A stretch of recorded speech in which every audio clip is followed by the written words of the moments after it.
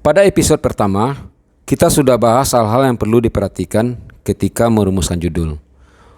Untuk episode kali ini, kesalahan yang bisa mengakibatkan produk kita sulit ditemukan oleh pembeli, dilarang, bahkan bisa dihapus oleh marketplace.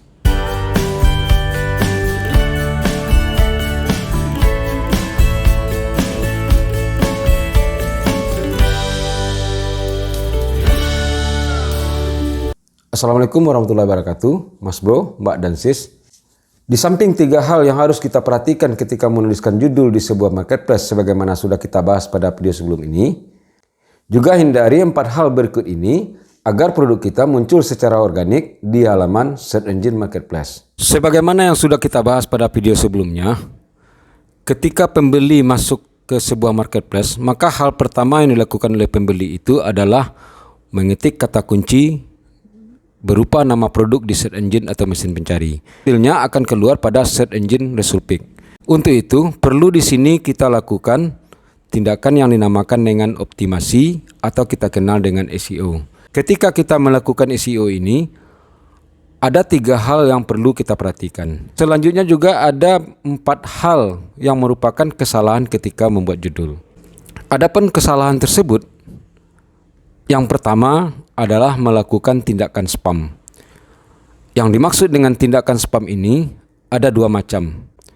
Yang pertama adalah penggunaan kata yang berulang. Sebagaimana juga sudah kita bahas pada video ini dengan contoh, yaitu sebuah produk sepatu olahraga.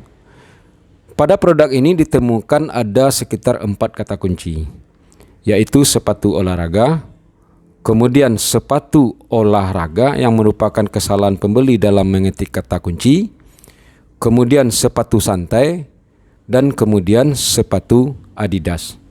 Nah, di sini kita bisa lihat ada pengulangan kata sebanyak 4 kali. Inilah yang dikatakan kegiatan spam dengan penggunaan kata yang berulang, yaitu adanya 4 kali penggunaan kata sepatu.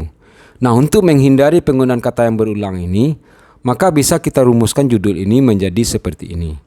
Sepatu kita gabungkan menjadi satu kata, kemudian kegunaannya, dan kemudian siapa yang bisa memakai, dan terakhir mereknya.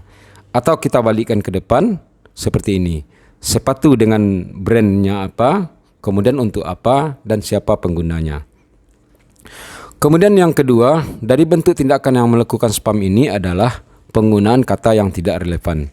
Contoh penggunaan kata yang tidak relevan di sini adalah perlengkapan olahraga atau sepatu olahraga yang bukan kantoran. Nah, ini juga ditegaskan oleh Shopee. Di sini dikatakan tidak boleh melakukan spam pada kata kunci berupa kata yang tidak relevan. Kedua adalah penggunaan kata kunci yang bersifat menipu. Nah, yang dimaksud dengan penggunaan kata kunci yang bersifat menipu ini, di mana kita menggunakan kata-kata yang bertujuan untuk memancing atau mengalihkan perhatian pembeli atau memanfaatkan ketenaran sebuah brand. Contoh di sini, seandainya kita menjual sepatu Ardiles. Nah, kemudian kita gunakan kata seperti ini.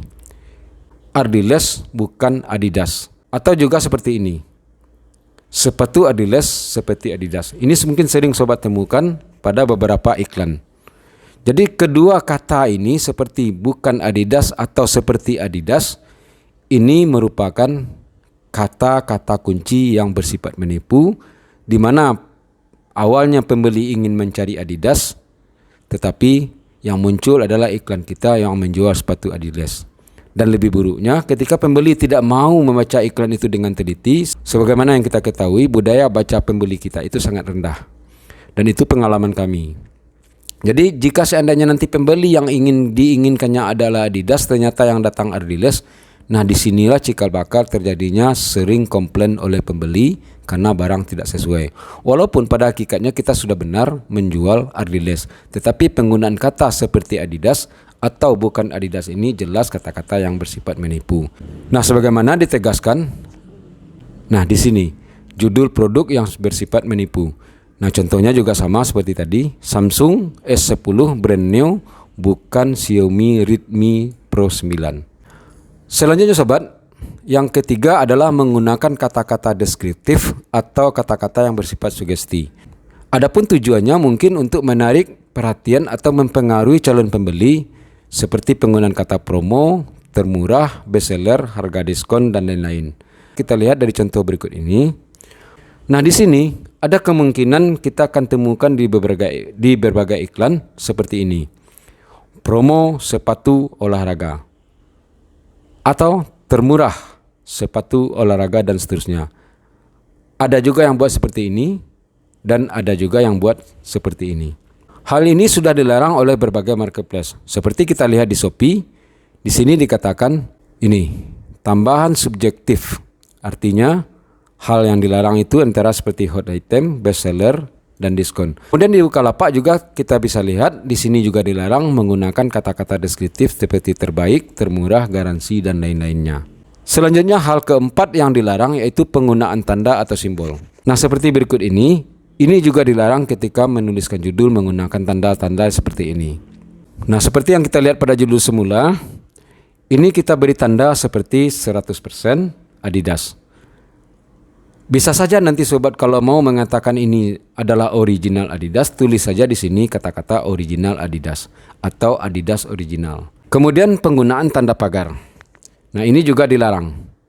Khusus untuk tanda pagar ini kita akan bahas nanti pada episode ke-10.